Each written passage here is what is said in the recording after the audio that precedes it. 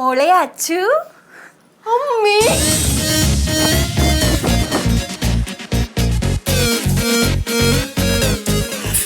മോള് ഉദ്ദേശിച്ച മുളപ്പിച്ച പയർ ഇത് തന്നെയല്ലേടാ? ഇതാണ് അമ്മ. ഇത് എന്താണ് ഈ കോലത്തിലമ്മ? മോള് അമ്മയുടെ കടുക് കേട്ടിട്ടില്ല? ഉണ്ടല്ലോ. ആണോ? പിന്നെ എന്നാ ഇതിനകത്ത് നമ്മൾ കടുക് വറക്കുന്നുണ്ടോ മോള്? പിന്നില്ലേ, അമ്മയുടെ കടുക് ഡിഷ് നമുക്കുണ്ടോ? ആ അതാണ്. അമ്മേനെ ഭയങ്കര ഇഷ്ടമാണെന്ന് ഞാൻ കേട്ടു. ആണോ? ഇല്ലേ, മലയാളികൾക്ക് ആർക്കും ഇഷ്ടമല്ലാത്ത. അതല്ലേ? അപ്പൊ അതുകൊണ്ട് അമ്മേനെ നേരിട്ട് കൊണ്ടുവരാൻ പറ്റില്ല. ഞാൻ ഇങ്ങനെയെങ്കിലും വരാന്ന് വിചാരിച്ചു. ശിവാനിക്ക് ഇതിൽ കൂടുതൽ ഓണത്തിന് എനിക്ക് തരാൻ കയ്യിലൊന്നുമില്ല. മതി എനിക്ക്. അയ്യോ, നാഷണൽ അവാർഡൊക്കെ കിട്ടി പൊളിച്ച് നിൽക്കുകയാണ് ഇപ്പോൾ നമ്മൾ ഉർവശി ചേച്ചി. അപ്പൊ ആ ഒരു ആഘോഷത്തിന്റെ ഒരു പേരും പറഞ്ഞുകൊണ്ട് തന്നെ നമുക്ക് ഇന്നത്തെ ഈ എപ്പിസോഡിലെ ഫസ്റ്റ് ഡിഷിലേക്ക് കിടക്കാം. അല്ല കിടക്കാം. ഓക്കെ, നമ്മൾ യൂട്ടിൽസിന്റെ ഒരു കടായാണ് എടുത്തിട്ടുള്ളത്.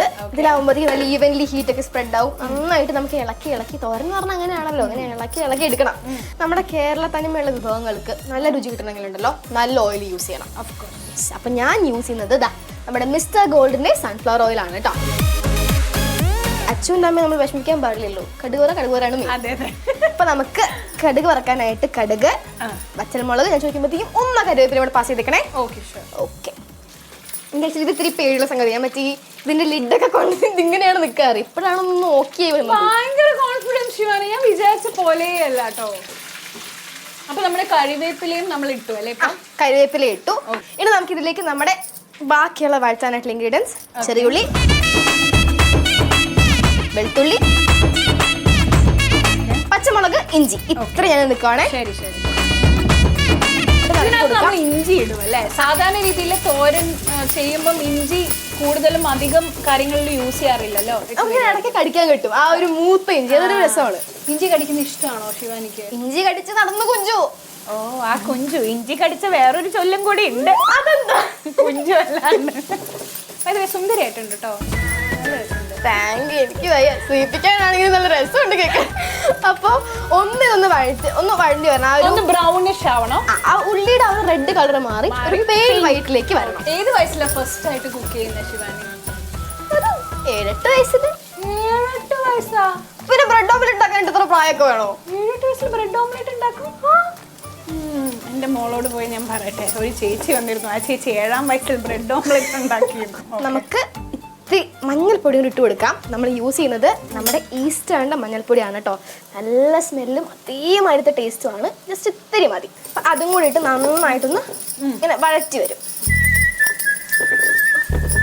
ഇത് ഓൾമോസ്റ്റ് ആ ഒരു സ്മെല്ല് നല്ല രസമുള്ള അപ്പം ഓൾമോസ്റ്റ് ആയിട്ടുണ്ട്. അപ്പം നമുക്കിനി നമ്മുടെ main star of the dish വാഴക്കുടപ്പൻ ആഡ് ചെയ്ത് കൊടുക്കാം. ഹൈറ്റ് വല്ലാണ്ട് കൂടിയോണ്ടേ എത്തിയൊക്കെ നിന്നിരുന്ന അവസ്ഥയാണ്. ഞാൻ സഹായിക്കണം മോളെ? ഇല്ല, കുഴപ്പമില്ല. ലേശം കൂടിപ്പോയ എന്റെ പ്രശ്നങ്ങൾ മാത്രമേ ഉള്ളൂ. ഇതിട്ടിട്ട് ഒന്ന് ഇളക്കി കൊടുക്കുക. ഒരു 5 minutes അല്ലേ? അതിനൊപ്പം തന്നെ നമ്മുടെ മുളപ്പിച്ചിട്ടുള്ള പൾസസ്. ഇത് നമ്മൾ ഒരു ദിവസം സോക്ക് ചെയ്ത് വെച്ചിട്ട് അപ്പത്തേക്ക് മുള വരും. അങ്ങനെ എടുത്തിട്ടുള്ള പയറാണ് കേട്ടോ. ഓൾറെഡി മുള വന്ന സ്ഥിതിക്ക് ഇത് പെട്ടെന്ന് വെന്ത് കിട്ടുകയും ചെയ്യും. പിന്നെ ഇത്രയും ന്യൂട്രിഷ്യസ് ആയിട്ടുള്ള വേറെ ഫുഡില്ല. ഇതിനൊരു കഥയുണ്ട് കേട്ടോ, ഞാൻ പറയാം. അതായത് ചെറുപ്പത്തില് നമ്മളെപ്പോഴും സെറ്റ് ചെയ്യുന്നുള്ള ഫുഡ് കഴിക്കുന്നത്. അപ്പൊ നാട്ടിൽ പോയി കഴിഞ്ഞാൽ എന്തായാലും ഇങ്ങനെ ചെറുപയർ അതൊക്കെ ഇങ്ങനെ നമ്മൾ തന്നുകൊണ്ടിരിക്കും. എനിക്കാണെങ്കിൽ നമ്മൾ ഒട്ടും ഇഷ്ടമല്ല എനിക്ക് ചെറുപയർ എന്നൊക്കെ പറയുന്നത്. നമുക്ക് ആ പ്രായത്തിൽ ഇതിലൊന്നും ഹെൽത്ത് ബെനിഫിറ്റ്സ് ഒന്നും അറിയില്ലല്ലോ. അപ്പൊ ഞാൻ എന്ത് ചെയ്തു, എന്നോട് ബൗളിലാണ് തരണേ. ഞാൻ ഈ ബൗൾ അങ്ങനെയൊക്കെ അവിടുത്തെ വാരൊക്കെ ഇട്ടിട്ട് അമ്മയെ കഴിച്ചു വന്നിട്ട് പോയി. നമുക്ക് വലിയ പറമ്പാണല്ലോ. ഞാൻ പോയിട്ട് മൂലക്കില് തുപ്പി. 2 ദിവസം കഴിയുമ്പോഴത്തേ അമ്മേൻ്റെ അടുത്ത് കൃഷിയൊക്കെ തുടങ്ങിയില്ലേ? ഞാൻ ഇങ്ങനെ മനസ്സിലായില്ല. അല്ല, പറമ്പിൽ അവിടെ ചെറുപയറൊക്കെ മുളച്ചു നിൽക്കണു. ആ പോയിന്റിലാണ് എനിക്ക് മനസ്സിലായത് നമ്മളിങ്ങനെ തുപ്പിയാൽ കൂടുതൽ മുളക്കും എന്നുള്ള കാര്യം. അമ്മ കയ്യോടെ പൊക്കിയില്ലേ. അങ്ങനെയാണോ നിങ്ങളുടെ വീട്ടിൽ ഇത്രയും വാഴകളും കൃഷിയും ഒക്കെ ഉണ്ടായത്?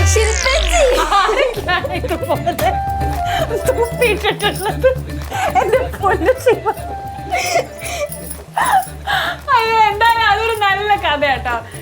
നമ്മൾ ഈ ശരിക്കും മിസ് ചെയ്യുന്നത് അതൊക്കെ. ഈ ന്യൂക്ലിയർ ഫാമിലിയിലെ ഈ ഫ്ലാറ്റ് ജീവിതത്തിലൊക്കെ നമുക്ക് ഈ പറമ്പും നമുക്ക് ആ വീട് പരിസരങ്ങളൊന്നും വളരാത്ത കുട്ടികൾ ഒരിക്കലും അറിയാൻ പോകുന്നില്ല ഇങ്ങനെയൊക്കെ ഒരുപാട് കാര്യങ്ങൾ ഉണ്ട് എന്നുള്ളത്. ശിവാനി ശരിക്കും പറഞ്ഞാൽ ഈ ഒരു ജനറേഷനിലെ കുട്ടികൾക്കൊക്കെ വലിയൊരു ഇൻസ്പിറേഷൻ ആട്ടോ. വിത്തൗട്ട് ഡൗട്ട്സ് ഞാൻ പറയാം. ടേസ്റ്റ് ചെയ്യുന്നതിന് മുമ്പേ ഞാൻ പറയാം, ശിവാനി സൂപ്പറാണ്.